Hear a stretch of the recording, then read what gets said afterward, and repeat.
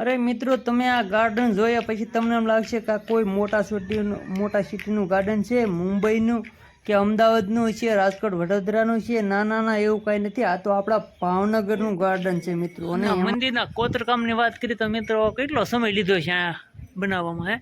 8 થી 10 વર્ષ લઈ ગયા છે મંદિર બનાવવામાં. 8 વર્ષ તો મિત્રો આ મંદિરના કોતરકામમાં કેમ હવે પગ તપશે ને? નહીં? ઓ હોય મિત્રો, જો આ ઠંડો છે એકદમ. કેટલો તડકો છે પણ તોય મિત્રો આ માર્બલ જેવો છે, આમ ઠંડો એકદમ. આમ જો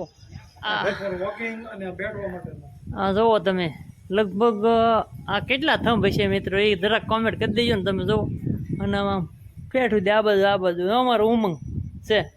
એ ઉમંગ આવતરે ભાઈ, આવતરે. હા, ત્રણે વાંદરા છે.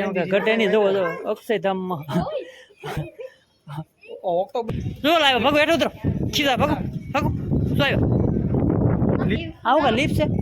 હા વાળા માર છે. હાલો મિત્રો, જય માતાજી, જય શ્રી કૃષ્ણ. આપણે પહોંચ્યા છે અક્ષરવાડી ને અક્ષરવાડી ભાવનગરમાં મિત્રો. તો સરસ મજાનું લોકેશન છે અને સરસ હરવા ફરવા માટે જગ્યા છે. અને આમ સ્વામિનારાયણનું મંદિર છે. તો જો તમને બતાવું, બગીચો કાંઈ ઘટે નહીં. અને સ્વામિનારાયણનું હોય એટલે કાંઈ ઘટે નહીં એમથી. તે જો તમે આમ ડેકોરેશન, હા, ઝાડવાનું કટિંગ, બહુ સરસ અને સુંદર, બહુ મસ્ત બતાય છે બધું. જુઓ તમે, અત્યારે સવારના વાગ્યા છે 10:30, 11 જેવું થયું છે. એ ટ્રાફિક અત્યારે ન હોય, સાંજના વારે બહુ હોય. કેમ માણસો સાંજના વારે ફરવા આવતા છે. પણ જુઓ તમે આ લોકેશન કેમ લાગે. અને તમે આમ આ કુદરતી ઝાડવા તો તમે જુઓ કેવું કટિંગ કરેલું. આ તો આપણા ખેતરમાં ઉગતા ને એવા જ છે બધા, પણ અહીંયા બહુ સુપર લાગે. જુઓ અહીંયા ઝાડવા બધા. અને આ ટોપલામાં આ આપણે શું કહે આને, મેથી જેવું છે. ના ના, આપણે ઓલા પંચ ભાષામાં આ છે તે મંદિર છે. તો જુઓ તમે, આ સંપો, તમે રે સંપો ને અમે કેળ, આ ગુલાબી સંપો છે. અને મિત્રો આ જો ગાર્ડન દિલ હો ગયા, સરસ મજાનું.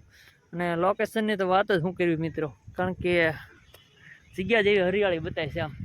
અને સાફ સફાઈમાં જ કાંઈ ઘટે નહીં. તમે જુઓ ક્યાંય એક તમને આમ કાગળનો કટકો જોવા ન મળે, દૂધની રસ જોવા ન મળે, એક કાંકરી જોવા ન મળે, એવી સાફ સફાઈ છે. અને આ મંદિર છે, તમે જો આપણે મંદિરમાં પગવા આવી ગયા છે. કેમ હવે પગ તપશે ને? નહીં? ઓ હોય મિત્રો, જો આ ઠંડો છે એકદમ. કેટલો તડકો છે પણ તોય મિત્રો આ માર્બલ જેવો છે, આમ ઠંડો એકદમ. આમ જો આ ઘટે નહીં. તડકો કેટલો છે તો કેટલો ઠંડો લાગે આમ.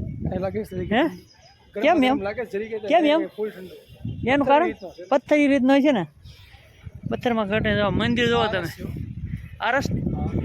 આરસના છે, કાંઈ ઘટે નહીં મિત્ર, એવો છે. અને ઠંડો એકદમ. કેટલો જો ધોમ ધકતો તડકો પડી રહ્યો છે પણ તપવાનું નામ નથી લેતો, એવો આરસ છે મંદિરમાં મિત્રો.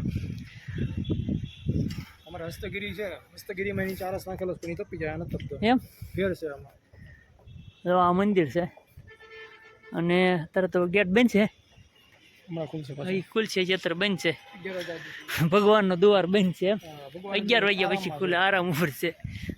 તો આ જો મંદિરની સરસ મજાનું કોતરકામને કાંઈ ઘટે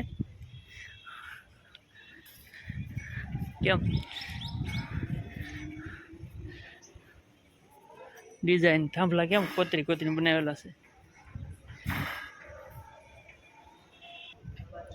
જોરદાર પણ કોતરકામ છે.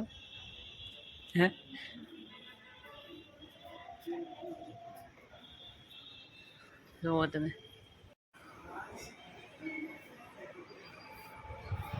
અહીંયા મિત્રો રામચંદ્ર ભગવાન, હનુમાનજી, સીતાજી બિરાજમાન છે. તમે જુઓ સરસ મજાની આરસમાં મૂર્તિ કોતરેલી છે, સરસ મજાનું છે મંદિર. હા, ત્રણે વાંદરા છે. ઘટે નહીં. જોવો જો અક્ષયધામમાં જો લાવ્યો ભગો, એટલું ઉતરો સીધા ભગો શું આવ્યો?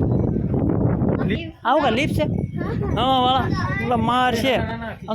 વોચમેન આવશે આગળ, મારશે. તારે ખાવી લે સર પટ્ટી હવે? કે બોલાવું વોચમેન ને? આમ ગાર્ડન કેવું સારું છે, એમાં રમવા વહી જાવ તમે. અહીંયા લસરપટ્ટી ખાવ કે હા, તમે જોવો તો ખરામાં નાળિયેરીનો નજારો છે. પછી તો અહીંયા મિત્રો લીમડો સરસ મજાનો છે, પણ એક પાંદડું તમને જોવા ન મળે એટલી ચોખાઈ છે મિત્રો. જોવો તમે, સરસ મજાનું લોકેશન છે, સરસ મજાનું. ના મંદિરના કોતરકામની વાત કરી તો મિત્રો કેટલો સમય લીધો છે આ બનાવવામાં? હે 8 થી 10 વર્ષ લઈ ગયા છે મંદિર બનાવવામાં. 8 વર્ષ તો મિત્રો આ મંદિરના કોતરકામમાં લાગી ગયેલા છે. કારણ કે કેટલું કોતરકામ કર્યું છે તમે જોવો ખરા, જોરદાર છે, કાંઈ ઘટે નહીં એવું. અને અહીંયા તમે એક કે બીમ એવો નથી કે ન કોતરેલો હોય એમ. અને કડું કેવી રીતે પાડેલી છે આમ જોવો તો, ઝીણું ઝીણું કામ છે કેવી રીતે આમ જોવો ડિઝાઇન પાડેલી છે. તમે જુઓ, તમે ડિઝાઇન તમને બતાવું. સરસ મજાનું કોતરકામ છે, ડિઝાઇન સરસ છે, સરસ મજાનું કોતરકામ, સરસ મજાની ડિઝાઇન. આમ જુઓ થંભના થંભ ઊભા કરેલ હે. અને આવા તો અનેક થંભ છે. કેટલા છે આવા થંભ? 150 200 હોય છે, 150 200 250 એટલે એમ કહો આ થંભ છે એમ. જુઓ તમે, છોકરા રમાને વાતાવરણ કેટલું ઠંડુ લાગે કાંઈ. અમારે બીજા હાટ ઉપર પધાર્યા છે અક્ષયવાડી પ્રવેશ દ્વારમાં. તમારું સ્વાગત છે. આનો કરતા અમે તો કરવા તૈયાર છીએ. ખબર છે તો તમે અહીંયા આવી તમને કેવું લાગે? ખૂબ આનંદ થાય. કેમ મજા આવે? પવન મસ્ત છે, ઠંડો ઠંડો પવન છે. ઠંડો તો પવન અને આરસ કેમ તમે?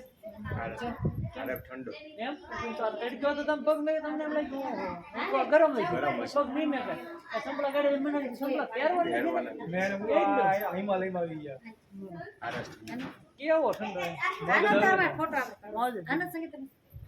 તમે ફોટા પાડવા અહીંયા આવી ગયા. સરસ, મારા હાલે ફોટા પાડવા બીજું કઈ કામ તો હોય નહીં. આ જુઓ તમે, લગભગ આ કેટલા થંભ હશે મિત્રો એ જરાક કોમેન્ટ કરી દેજો ને તમે જુઓ. અને આમ પેઠું દે આ બાજુ અમારો ઉમંગ છે. એ ઉમંગ આવતરે આવતરે ભાઈ આવતરે. જો અમારો ઉમંગ આવ્યો હવે. જો ધડા ધડ આવે. અને મિત્રો આ એક તમે આમ નજારો જોવો તમને કંઈક અલગ જ લાગે એમ. તો ઉમંગ કેમ મજા આવે તને? હે બહુ મજા આવે તને? હા ઠેકીને બધા જાય છે. આ શું છે? હોસ્ટેલ છે, સ્વામિનારાયણની હોસ્ટેલ છે. હોસ્ટેલ બધા નિશાળીયા ભણતા છે ને. હા જો આમ ગ્રાઉન્ડ તો જો તમે કેવડું મોટું છે. હા અહીંયા કાર્યક્રમ જે કરતા હોય એનો સ્ટેજ ને એવું છે, જે કાર્યક્રમ કરે ને એમનો સ્ટેજ છે, એનું ગ્રાઉન્ડ છે. હા અને આ મને તો આમ સાફ સફાઈમાં તમને બહુ એક નંબર ક્યાં ઘટે નહીં સાફ સફાઈ. હે ઓલો લીમડો છે અત્યારે ઉનાળાનો તો એટલા પાંદડા ખરતા હોય ને વાત કરો, પણ એક પાન નથી જોવા મળતું.